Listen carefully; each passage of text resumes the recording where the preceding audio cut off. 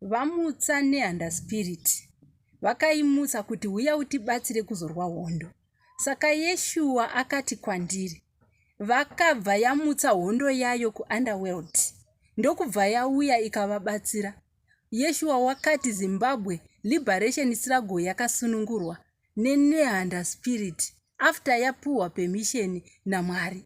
Saka nehanda spirit chainacho basa rayo muZimbabwe kuprotekta nyika yayo, kudzivirira nyika yayo irege kuenda kuvachena. Sakani as long opposition dzenyu muchipikisa hurumende muri kupikisa kuti mudzosere nyika kuvarungu, chokwadi tinotambura for generations and generations. Haidi nenyika yayo idzokere kuvarungu, hairwi neopposition party, haine nevanhu vanonamata Mwari, iyo chayo kuprotekta nyika yayo. Saka politics nemaopposition enyu ngave aligned nepurpose yakamutsirwa liberation struggle.